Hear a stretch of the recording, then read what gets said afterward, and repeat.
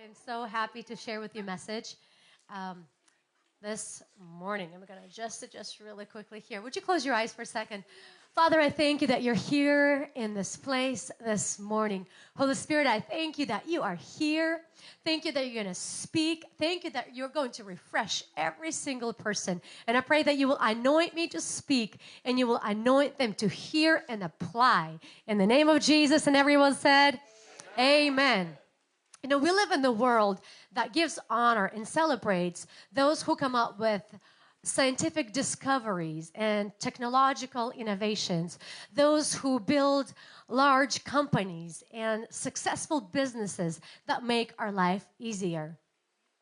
But who makes better people? Mothers, you do. Come on, give them a shout out this morning. Mamas, you are the foundation on which the future is built, and you make a better future for all of us. So thank you for all that you do. Happy Mother's Day. You know, I was reading some funny truths about motherhood, and I wanted to share just a few with you. I thought it was very realistic. So mothers are guinea pigs in scientific experiment to show that sleep is not necessary to human life. Come on, I'm in that boat.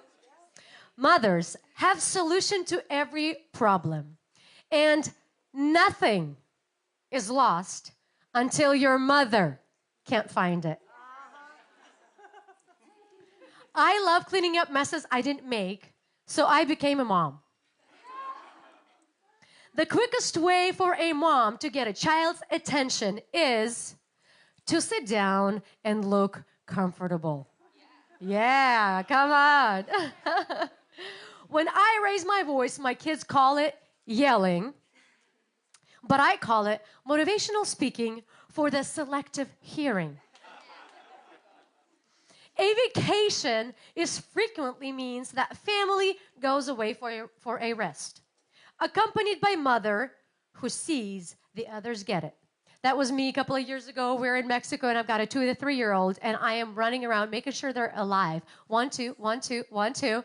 And I just ended up chasing them in a warmer place, and I come home, and everyone goes, how was your vacation? And I'm going, okay, if we can call it that.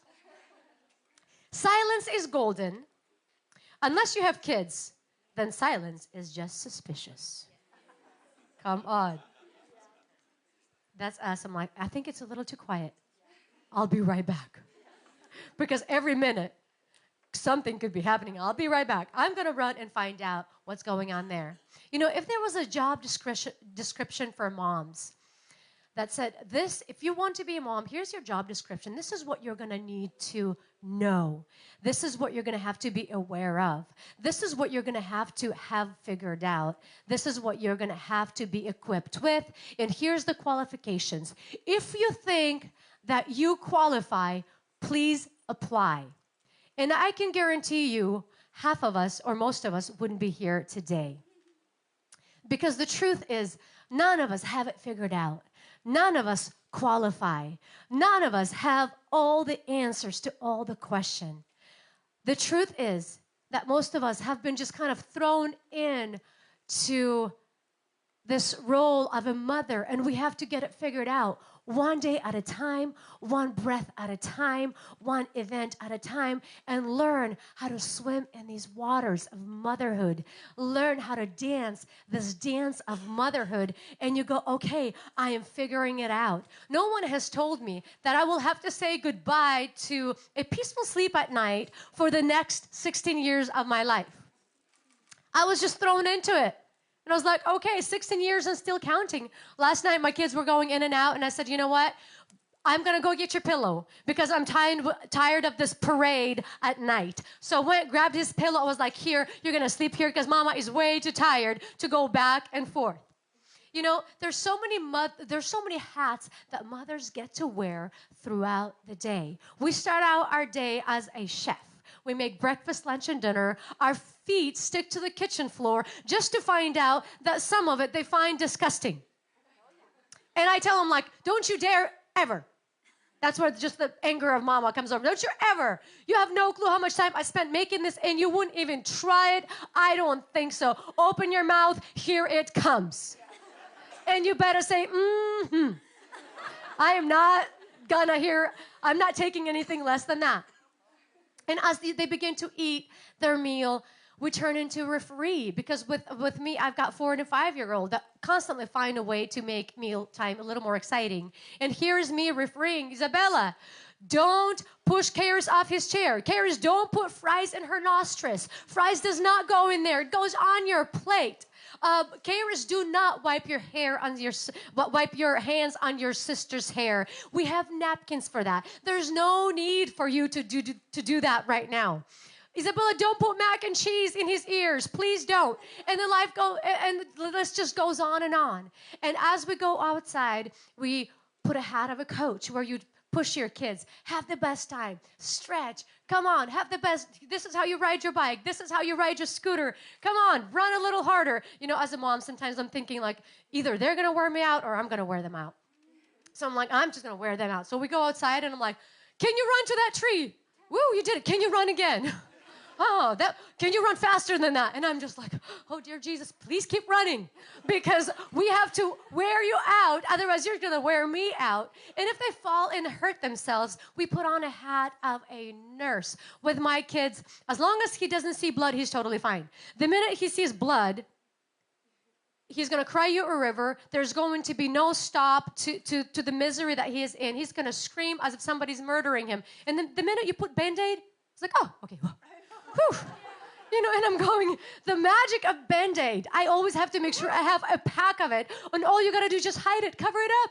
It's not that it hurts. It's the fact that they see, Mama, there's owie. And I'm going, I need a microscope to find it. I believe you. Find the best Band-Aid that's going to take care of that. Let's do it. Pick which one? Jojo Siwa. Okay. For all the girls that are out here. And we come into the house.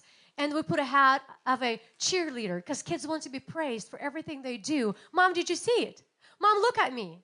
Mom, look what I did. And they constantly want your attention. You know, my 4-year-old, lately he stopped letting me help him when he's getting dressed. And I kid you not, I have no clue how can anybody walk out of the room and have absolutely everything from head to toe on backwards. It'd be one thing if it was just the shirt. No. I should have taken a picture of it this morning and I would show it to you. He comes out, his shirt is on backward, the pocket is at the back, his jeans are on backwards, zippers at the back, and the socks are on backwards. I'm like, how is that boy thinking? What's the process of his thought? I was worried for a little bit. I was like, I rebuke that. Everything on backwards. It's like, oh, Jesus. I definitely, I'm praying over you right now. And, you know, as we go to bed, as they go to bed, you put a hat of a counselor. Why are you crying, Isabella? She's 5. What's going on? I have no friends. What do you mean you have no friends? What happened to all of your friends that you had yesterday? You had so many of them. They love to play with you. You did what? You fired your friends? No, baby girl, we don't fire friends. You don't fire your friends. You work through issues and you work through problems. This is what life is all about. We get it figured out, baby girl. We don't fire them or hire them later on. And once little ones go to bed, then we turn into a detective because I also have a team A who are 16 and 13. And that's when you go, how are they doing? Boys, and that's just the random. They never know when it comes. Boys, come here. How are you? Phones. What do you mean? Phones right here. We're going to have an overnight investigation. We'll let you know how it went in the morning. And you can see that look. Like, oh, okay, can I just call my friend? No. No one's erasing anything. No one's deleting anything. This is going to be fun. And have a great time sleeping. And then when you wake up in the morning, then you know who's in trouble. Because like you could see who had a restless night. I didn't sleep at all. I wonder why. We didn't either. Have a seat. We'll have a long discussion. Bring a belt. We will buckle up. And then later on, maybe use it on you. You know, we have two teams. We have Team A and Team B. Team A is older, and so, it's interesting. We did the same thing for Team A, and it was easy. Maybe because we were younger. We thought we had it all figured out. Now that we're older, we look at ourselves, we're like, we don't know nothing. How did we do it with the older ones and it worked? Or maybe the older you get, the more you understand and you just overcomplicate everything. Maybe that's the case. I don't know what it is. But I literally feel that we're lost so many times where I'm like, Jesus, come and rescue us right now. We're constantly looking for God's intervention. And I love learning from Proverbs. It's one of my favorite books. It has so many tips. It has so many such great advice to learn from, and I want to share some with you. Proverbs 31 is talking about virtuous and capable woman who is also a mother.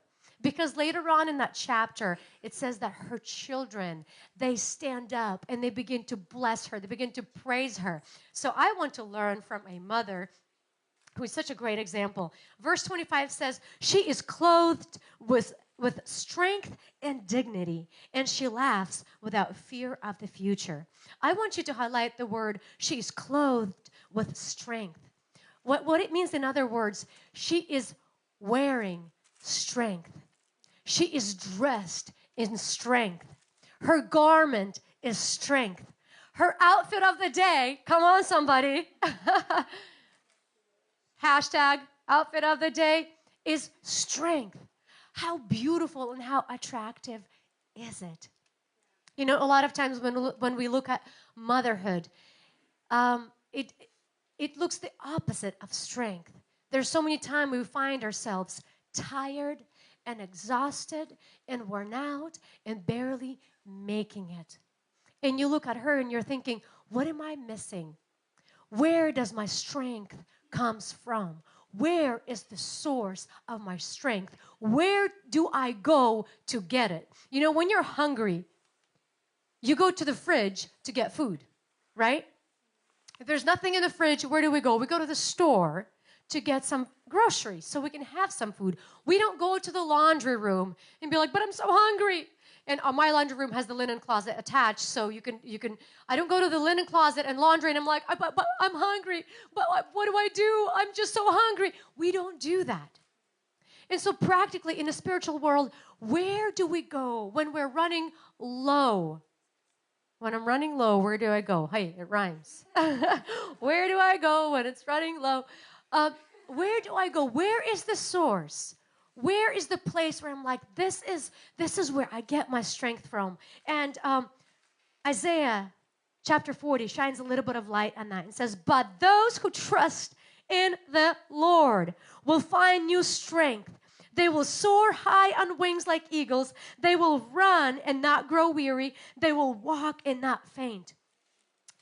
Find new strength. Another translation says they will be renewed in their strength.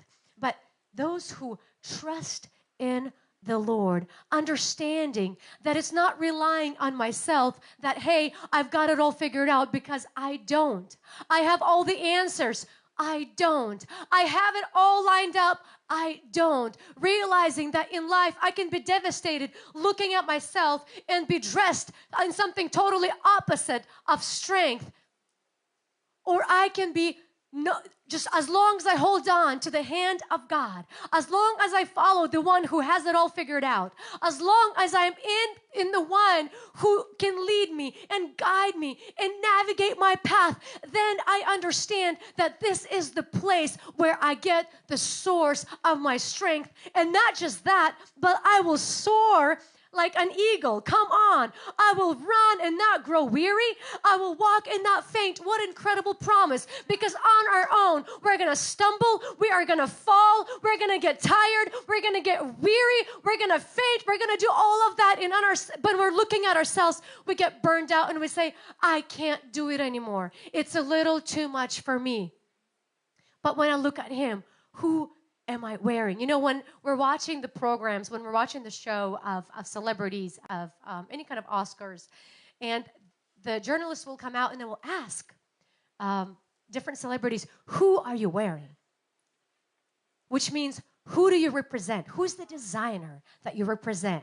And they will say, well, Tom Ford, I'm wearing Tom Ford. That means I represent Tom Ford. Or whoever the designer is, who are you wearing? And so the question is, well, she's clothed in strength. Who am I wearing? Am I wearing my natural strength that is so limited, or I'm wearing my outfit is my strength in Him because I represent Him, because God is the source of my strength. He is the one who can recharge, renew. He can give me new strength when I'm running low, when I'm worn out and tired, as long as I go to that source and be like, God, I need to know that you are the one who is leading me, and you are going to recharge my strength.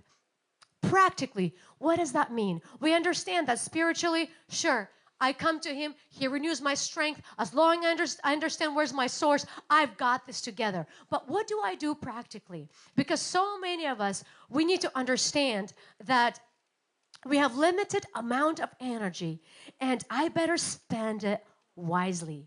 That there's only so many hours in the day, and I can't be everywhere at the same time. I'm going to have to choose. Do you know what is the most powerful word in our society right now? That word is no. When you say no, that means there is something more important that you have said yes to. You know, we live in a society where everyone is fighting for our time. People pay a lot of money just to be in front of your eyes for a couple of seconds. Everyone wants our time. Everyone wants our energy. Everyone wants our strength. We've got family. We've got jobs. We've got friends that want our time. We have a social media where you open it, the Instagram, the Facebook, Snapchats, WhatsApp. I mean, you begin to name all of the apps that are after you, that are designed to take your time and suck you in. All of the advertisement, all of the promotions. Everyone is paying so much money just to be in front of your eyes, just to get your time. And you know what? It is our responsibility to make a list of priorities. Who and what gets our time? Because if we don't do that, we're going to cater to the loudest voice and the most demanding voice. You know, when you go through the list of your priorities, they have to come out of your values. We have to sit down and be like, okay, what are the voices I have to silence?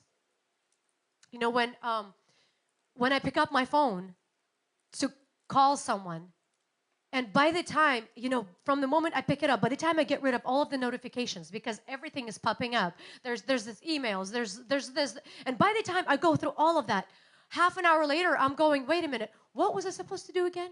I can't even remember, because everyone is after your time. So being very intentional, who do I cater to? What are my priorities? And it has to come out of the list of your values. What are my values? If I value family, I write it down. If I value time spent with children, I write it down. If I value a date night with my husband, I write it down. If I value just time for myself, I write it down. Because those things that are important for you. If I value a good meal at the table with my family, I write it down. Because for you, that's important. Those are the things that make you feel that, hey, I'm living. This is important to me. If you value clean house, some people, you know, they can't function in a disorganized space. They feel like they're drowning. And so if that's your value, if you feel like you've got to live where it's orderly, you put that in your value because you need it for your psyche. You need it to function normally. This is the way you're designed, and you can't operate any differently. And so you begin to write those values down, and out of those values you look at them, and then your priorities come out, and you go, okay, these are my priorities. And when that loudest voice keeps calling and calling and calling, you have a choice to look at your values and be like, you know what? I can spend all day feeding that loudest and the most demanding voice just because somebody keeps reaching out, just because somebody keeps pushing, because somebody's more persistent. You keep giving, giving, giving, just to come home at the end of the day and realize that that voice you have been feeding all day is not even anywhere near on the list of your priorities. It's nowhere near on the list of your values, but you have spent most of the day feeding that voice because it was loud and it was demanding and it was intruding and it was pushing. That's why you have to realize, for me, the older I get, I have to prioritize what gets done in the first part of the day. Because that's the time when I have the most energy. That's the time when I'm aware. That's the time when I have solution to the problems. That's the time when I'm full of strength. I'm like, bring it on. Let's do this. Life is good. Come on. And then you see me towards the end of the day where I'm a robot who just gets things done, but I'm so tired that if you ask me, I probably can't even remember where I was going. I'm going upstairs. I get upstairs. I'm like, why did I get here? Why? There was something I needed to hear. What was it? And so the older I get, you have to be so intentional. Where do you put your time? Who gets your time? And being able to put those priorities in place. When our second team was born, Isabella and Kairos, I remember I found myself just drowning under this to-do pile. Everything was just so overwhelming, and I found myself that I just can't function. I looked at the laundry, and I looked at the kitchen, and I looked at the house, and everything was messy and overwhelming, and I felt like, I'm dying. I can't live like this. I can't do this. And boys would come home, and with our team A, everything was so easy. It's like, okay, they were like puppies. Come on, boys, let's go, keep up. And they always kept up at any speed we were going. We were up till middle of the night, 2 o'clock in the morning. Boys, you're good, let's go. And so everything was just so much easier. And so here I am with kids that don't sleep up every 15, 20 minutes. I remember I was so exhausted emotionally for the lack of sleep, and then the fact that everything was so overwhelming in the house. And boys would come home, and they would find me crying. And they'd be like, Mom, what happened to our family? Everything was so good. Everything was so fine. And then we got these two, and look, our world have just turned upside down. And all you're doing is crying. And I had to make a decision. I was like, you know what? There's things I'm going to have to learn how to delegate. Mendel was close to coming 8 at that time. He was 7 something. And I was like, boys, you know what? Come. We're going to go ahead and start delegating. As a mom, I realized I just can't be everywhere at the same time. And I feel like I can't live like this. And I said, bring your notebooks. We're going to go through the list of things that you're going to have to take over from now on. You're going to do your own laundry. And we're going to go to the laundry room. You're going to write down how you do your whites, how you do your colors, and how you do your blacks. And I'm going to show you what detergent you put in. And once you do 3 different loads at different times, the minute that dryer beeps, you run and you take it out and you lay it flat. Otherwise, it's going to get all wrinkled up, and then what are you going to do? You're going to have to steam it later on. It's going to take you so much more time. So you take it out, you lay it flat, you do another load, lay it flat, and once you've done all of your 3 different loads, you go to your room. I'm going to show you this is how you fold things. This is how you do your shirts. This is how you do your pants. This is how you do your socks. And we went through all of it, and I said, I don't expect you to have it all figured out perfectly, but if you mess up your clothes, I'm not buying you a new one. So put some intention to it. If something comes out with every color on it, well, good luck. That's what you're wearing to school. And so the pressure was on. I was like, come on. So for the next couple of months, every time they did laundry, they would run in. I was like, Mom, I'm doing blacks. Remind me, it's cold. The cycle is this. I'm like, yep, you got it. And then I would come into the room, and I would go through their closet, and the struggle is real because I'm thinking, man, now they can't fold it the way I do because I do it so perfect. It looks like store from lights to darkest, from short sleeve to long sleeve. They won't be able to do it that way. But I was like, you know what? I'm not their maid. I am their mother. I need to train them. And so he was, he's coming to close to being 8, and I was like, you got this. I would take it all out. I said, you thought you folded it? I don't think so. It does not look folded. Go ahead and practice a little more. Refold it again. And I haven't done their laundry, to be honest with you. I haven't done it since Isabella was born. So now she's going to be 6. Our boys, and at the beginning I was like, no, he's only 7 and something. That's a little early. You know what? Now the only thing I have to remind them is, when is your laundry day? Because they have separate laundry days. That's all I got to remind them. Laundry's done. And then last night, Mendel's running out He's like, Mom, I'm so sorry. I forgot to wash something. I'm going to do my laundry really quick. Like, I'm so sorry. Is that okay? And so now I don't even have to remind them anymore. They've got this. And we went on and with the list. We said, here's you're in charge of cleaning your own mess, putting your dishes away, cleaning your space. And they were like, Mom, but why can't we just get maids? And I was like, you know what? You actually do. Let me show you. You got 2 of them. Here's one, right one, and here's left one. Go ahead and name them. And whenever you need some maids to do something around the house, you call them. All you have to do is just choose which one, right or the left. I'm not going to disclose the names of their maids, but we always joke. We're like, Mendel, come over here. Bring your maids over here. You gotta clean up the mess you left. Call them. Which one is doing it? And he'd be like, because he's got the name. He's like, well, it's this one this time. I was like, all right, you go for it. And we went through the chores that they have to do, and I had to unload myself and say, it might not be done perfectly, but eventually it will be. Than me drowning under this to-do pile and then just be so miserable. My mom would call me a lot of times and she'd say, Vita, what can I do for you? My mom is such a giver. She will continue to give. And I tell her, I'm like, Mom, there's things we can do for ourselves. But we ask you, would you just take care of yourself? Take care of your health. Take care of you. And because those are the things we can't do for you. I can't take care of your health. I don't know how you feel because you don't tell me. You ask me for help and I load you with help.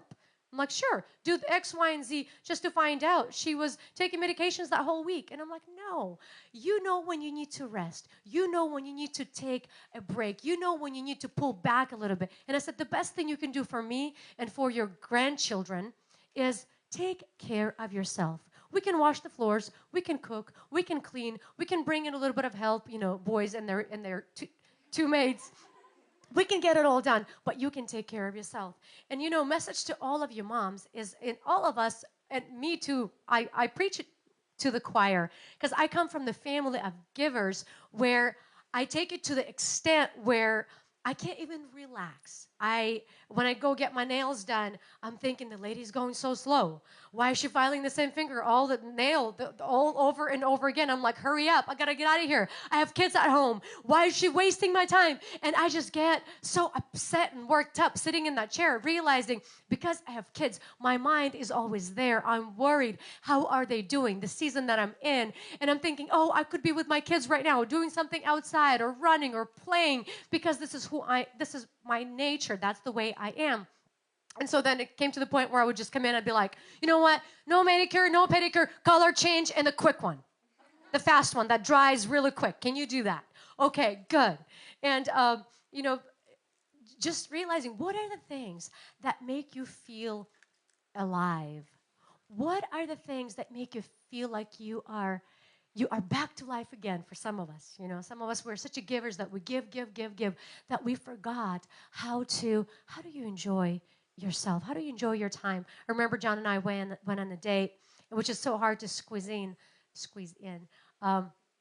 We got home and Johnny and Mandel looked at us and they said, you guys, whatever you did, please go do it more often because you came back happy. You came back refreshed. You came back like you want to live. You left all tired and you came back refreshed. And all we had to do is just leave our kids and get out and sit for a minute. Like, okay, life is good. For some of you, it's working out. It makes you feel good, makes you feel like, okay, this is great. Going on that bike ride, going to a spa, whatever that is, the way you're wired. By taking that time and saying, hey, no one else can rest for me. Only I can do that. No one else can take a shower for me. Only I can do that. There's only so somebody else can help you with other things, but there's things that only you can take care of your health. Only you can take care of yourself. No one else. And if you don't speak up, if you don't stand up, you're going to begin to run on low. Moving on to the second part of this verse, and says, and she laughs without fear of the future. Laughter is so attractive.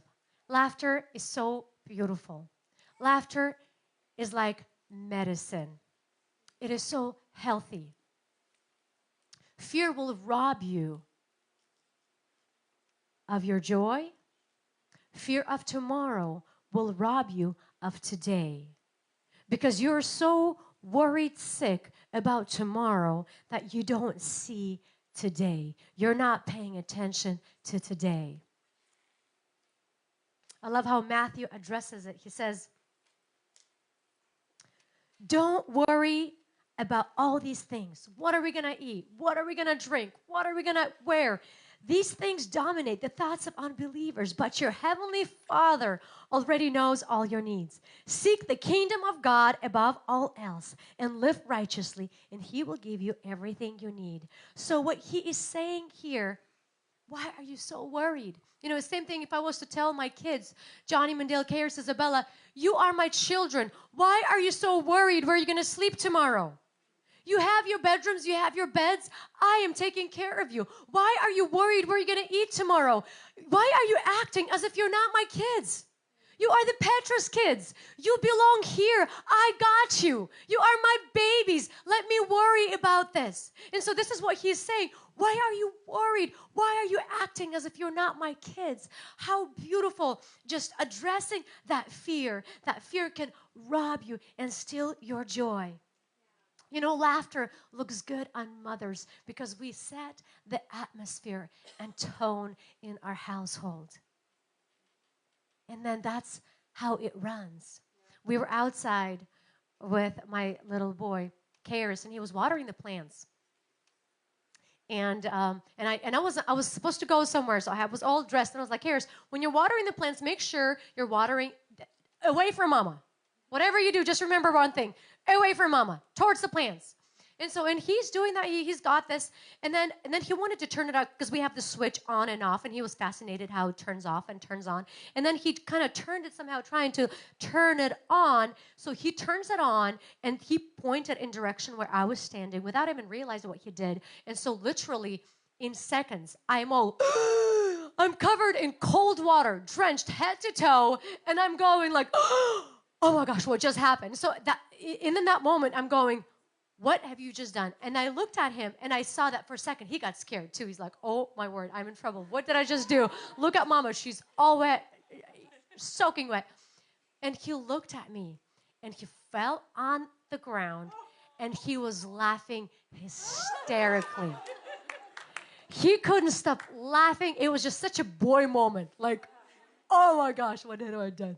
I just got Mama wet, but it was just the moment of me going, because it's so cold, you know? And then I'm all wet. He couldn't stop laughing for the longest time ever. I thought, you know, sometimes when people go into that extensive laugh, sometimes you want to help him out to get out of it. You're like, hey, are you okay? Are you okay? He would stop, and then he would start laughing again, start laughing again. And I just stood there, and I had a decision to make. I was like, you know what? This is what laughter, this is being present in the moment, here and now, not being worried about the bills tomorrow. How are we going to pay the bills? What are we going to do? Because if you're so worried about tomorrow, you can't be present here today because you're going to be irritable. Everything's going to be on your nerves. Don't talk to me right now. I'm worried about the bills. If you know what I mean, which you don't because you're 4. You know what I mean? Don't talk to me right now. I'm worried about who you're going to marry when you're 20. And you're only 4. You know what I mean? We go fears of future. It takes our attention, our focus from the beautiful moments of laughter, of enjoying the time, conversations with our children that are around our table. Taking that time to laugh, to enjoy, and say, hey, you know what? God's got the rest. He said it in His Word. I am not going to be worried, and I choose to trust Him according to His Word. I want to close with the end of this scripture from 28. Her children stand and bless her. Her husband praises her.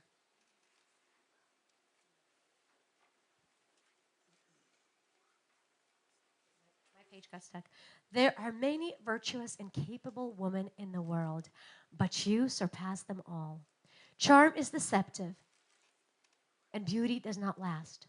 But a woman who fears the Lord will be greatly praised. I want you to understand something. All of the attention, but a woman who fears the Lord, who honors the Lord, who puts her source in Him. It's not looking at yourself. I could have done this wrong. Why didn't I notice this issue right away? Why didn't I address it right away? Why didn't go after it? How could I not see? How could I be blinded? What if I would have done this differently? And we can live our life in regrets. I wish I could have. I wish I should have. I wish I'd done this. And we can beat ourselves up for some things that we have done that we could have done better.